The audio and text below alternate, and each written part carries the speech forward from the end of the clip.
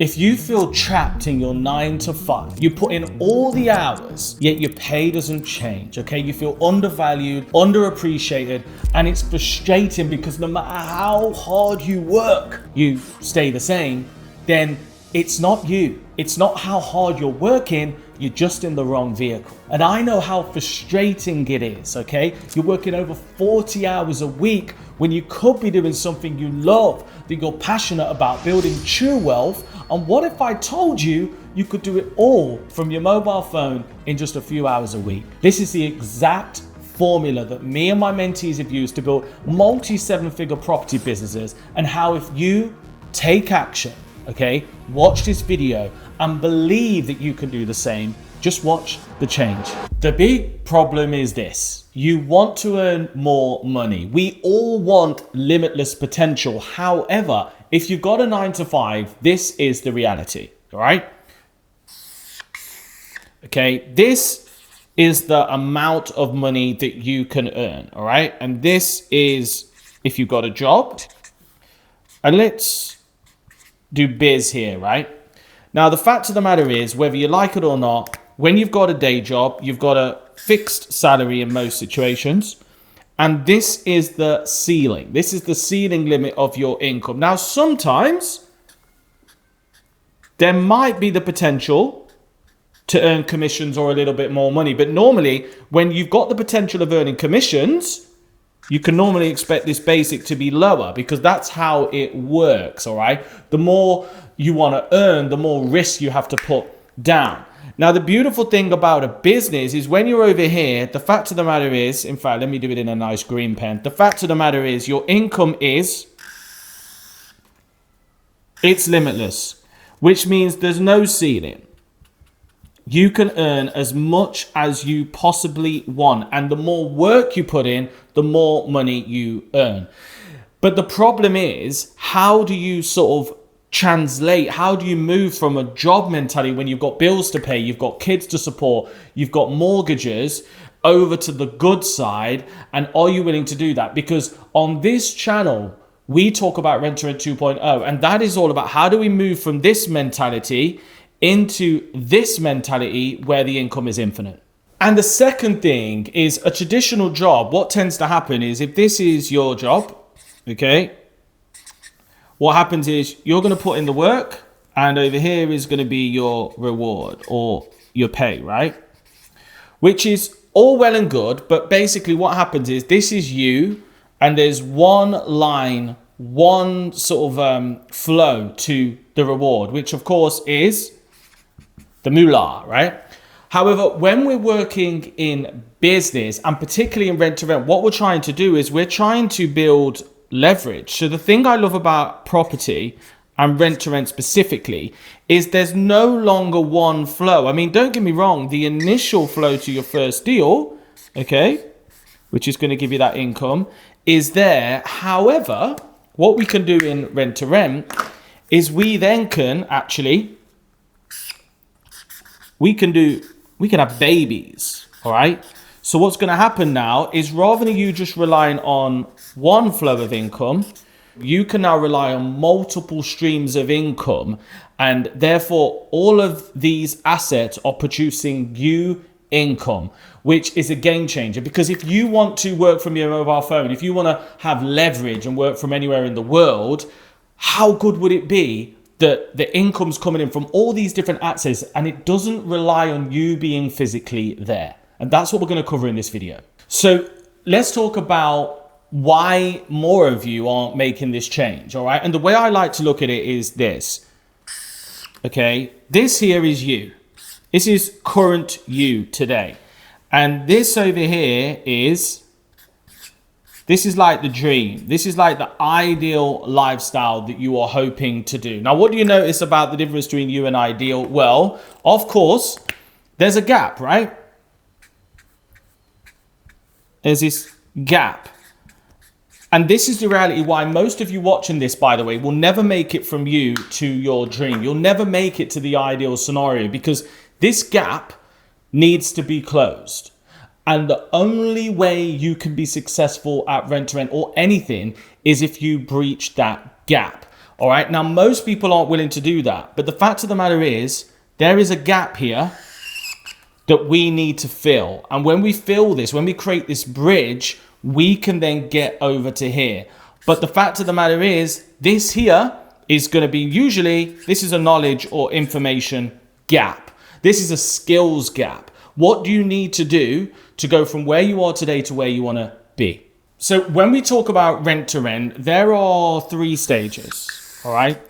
There are 3 sort of phases to a rent to rent business, right? And what I want to do for the purpose of this demonstration is, let's say this is number of hours, okay? And at the top of the scale is full time. That's like, you know, you're doing the 8 hours, 10 hours a day, 40-hour week. And let's say, for example, this is 0 time. So there are 3 phases of rent to rent 2.0. And this is what a lot of people do not understand, because they assume, oh, rent to rent is going to be a lot of hard work. Or adversely, they assume rent to rent is going to be easy and involve no time. Well, here is the truth, all right? The first stage of rent to rent is about controlling the asset. Okay, this is about controlling the asset.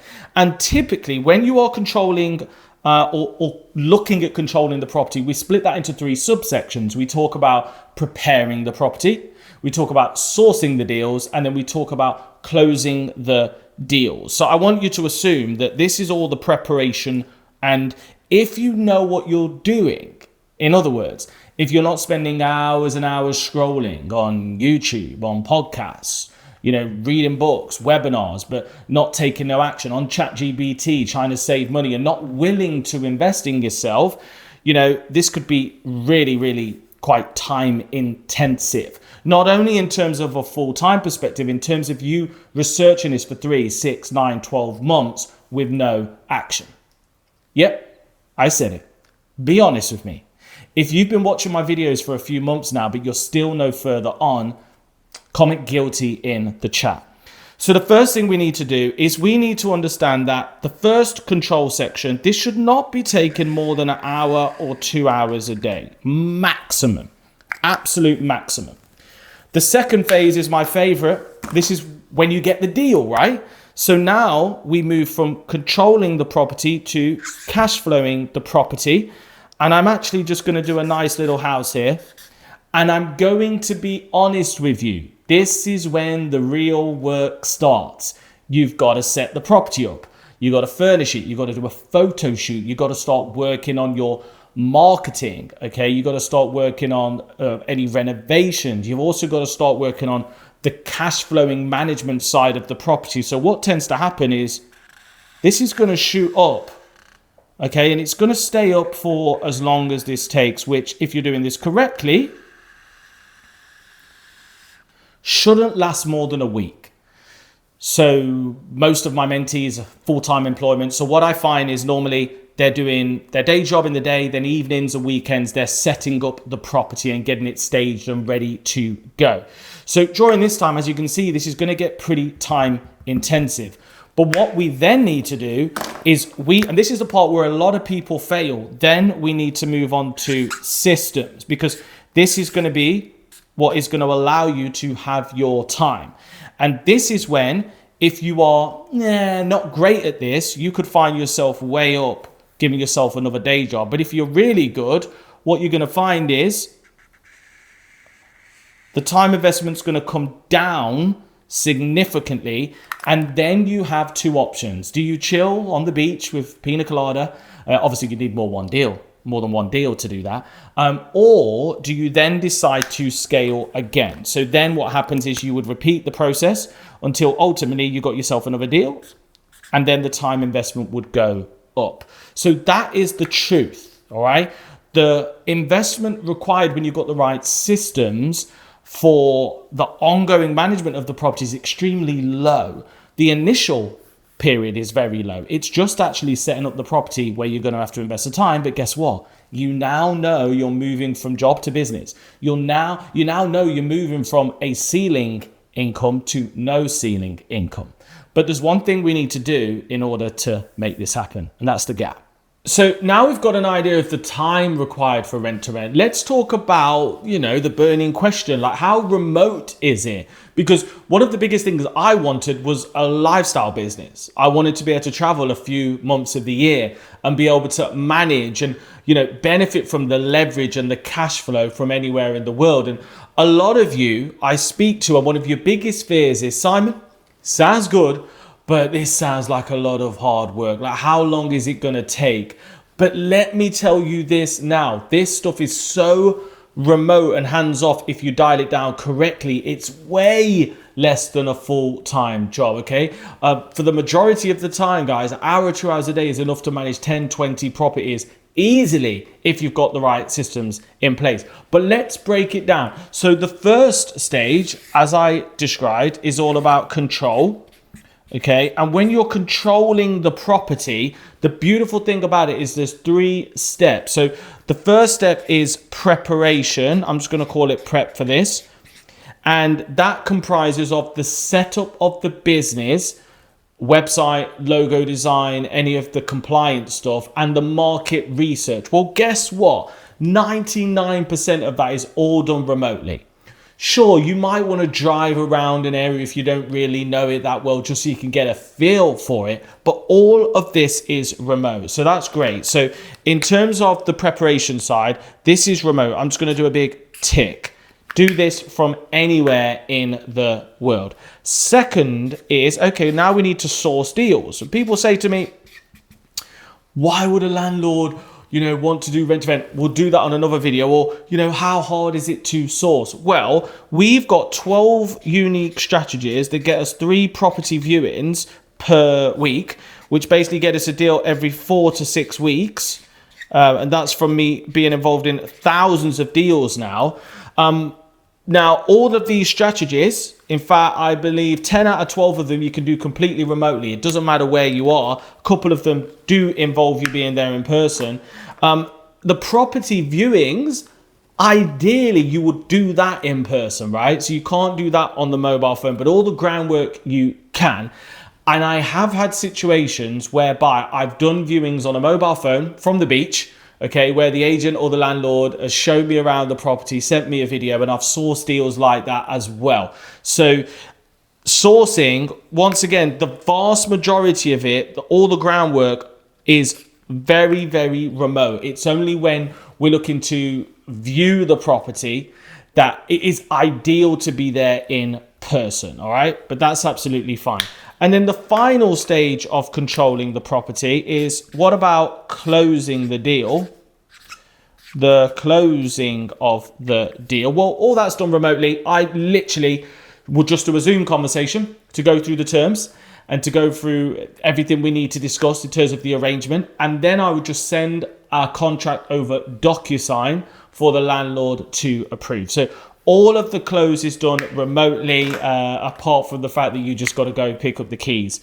But all this stuff, so from preparation to closing your first deal, like literally 97% can be done completely remotely anywhere in the world. And this is not time intensive at all, as long as you follow the process. So remember from the previous diagram I drew, the second part, which is all about cash flow, this is the most time intensive part of the whole process. And it is also the most in person, okay, the least remote element of the process. Why? Because we are setting up the property.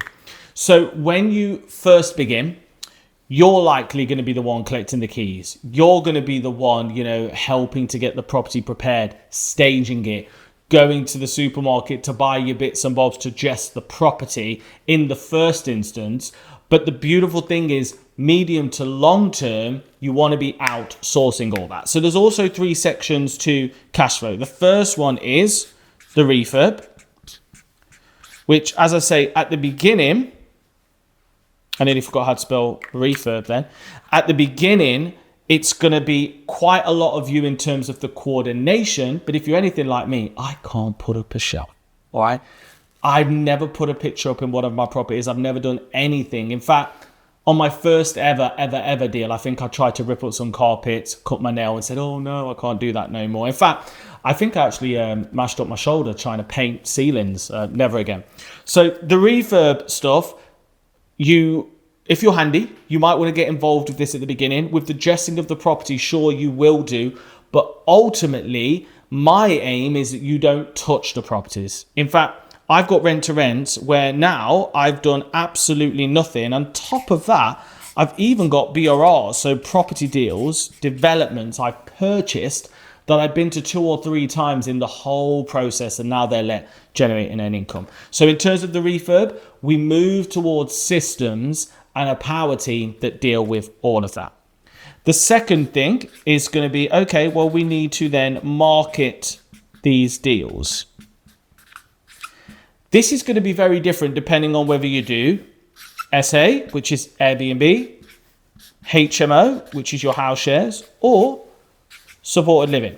So if you do supported living, this means you're going to take the property on for 5 years and then you're just going to lease it to a supported living provider. And this is going to mean this is 0 time. Your rent will be guaranteed for 5 years, no work. You can be wherever you want. You can be in Dubai living the good life and receiving completely passive income for 5 years. So really powerful strategy. In terms of HMO, the majority of the marketing is going to be on spare room and open rent. And what I like to do to make this even more remote is I do a video viewing, okay, on my phone of the property, and I send that to all potential prospects, which is absolutely amazing, to make sure they're in. And then what I do is I just get the other tenants to show their potential fellow tenant round. So I do not need to go to the property. So really, really good hack for HMOs. At the beginning, you might want to be the one doing the viewings, all right? But this is a great solution to fully systemize it. And in terms of your serviced accommodation, I'm going to do it red because of Airbnb. The beautiful thing about this is I have got SAs. I have not been to the properties for 3 years. I forgot what they look like. That's how optimized the marketing side of SA can be, because you're using the channel manager. Unlike HMOs, you have to actually do viewings. But when you book an Airbnb, you don't go and view it. Although some people do ask for viewings, it's really jarring. But in most situations, you don't do viewings. So it's all completely optimized. So all the marketing is done remotely. And most importantly, if you've got a channel manager, pricing software, charge automation, everything completely automated, this takes so little time. It's absolutely fantastic. And then the final stage of your cash flow is going to be, of course, the management. Okay. You got to then manage this property. Now, once again, if you're doing supported living, very, very little management, you have nothing to do with it. If you're doing HMO or serviced accommodation, there's a couple of options you've got. So for all of my HMOs, all right, I just outsource the management, okay? So you can outsource. But then in terms of serviced accommodation, I usually recommend keeping the management because serviced accommodation management are more expensive than HMOs. So what you ideally want to do is you want to move towards having a team. So I recommend a service accommodation assistant that works, full days, 9 to 5, sometimes 12 till 8, rotates the weekends between you and them, so that this is all managed and dialed down. But remember, in terms of the in-person stuff, the cleaning is all done by the cleaners and the linen, the turnarounds, the quality check-ins, all outsourced. So the way you really want to approach the management side of SA is as hands-off as possible. Now, I know what you're thinking. But Simon, when I'm on holiday and a guest is locked out, what happens? Well, here's the thing. Don't go on holiday. You won't get a holiday for years. No, I'm joking. No, we've all been there. But the fact of the matter is, look, I've got to be honest with you. A lot of people make the fatal error of trying to wing the management without the system. So you're being reactive rather than proactive. So what I did in my business is every single time something went wrong and I was needed to go to the property or there was an error, I wrote a process and I now share that with my mentees so that they've just got this black book of things that could come up and then we just put a system in to fix it. Simple as that. And then last but not least, and I've touched on it a few times, it's very hard to talk about remote lifestyle when managing your property with your mobile phone without this golden word here, systems. And you know what? I'm going to keep this super, super simple. You are going to want S for software, P for processes, and T for team in order to optimize this. And it's very important you do this in the right order. And the reason for that is, first things first, you've got to implement the software. Look, technically you could get team first, but typically you need to understand the systems. Once you understand the systems, you can now fine tune the processes. All a process is going to be is, these are the things that happen when said thing happens, okay? And what that does is it means you're going to have uniformity, all right? You're going to have uniformity in terms of what you're doing, because if you don't have that uniform, different clients, different scenarios will get handled differently, especially when you've got point number 3, which is the team that you can then fully remove yourself. Now, let me ask you a serious question here, all right? It's a bit of a rhetorical one, but the question is, look, if you want to do 5 or less deals, all right, 5 or less deals, you aren't really going to need a team. Software and some mild processes will be more than enough. If you want to go beyond 5 deals, I'm talking 10, 20, 50 deals, all of these things are going to allow you to manage this from anywhere in the world. They're going to allow you to free up your time. But I just want you to remember one thing. If I was to say to you, you've got 2 options. Option number 1, you can you could do this yourself in, I know, let's say 20 hours, part-time work on your own and make $5,000 a month. Or you could work for your 9 to 5, 40 hours and having to be at office, wear the uniform, listen to your boss's bull and all that stuff. Which one would you choose? Got it. You do this, right? And if you really want to scale aggressively and remove yourself from the business, the team will be everything. So for those looking to do multi 6 and 7 figures, this is going to be the formula that you're going to need.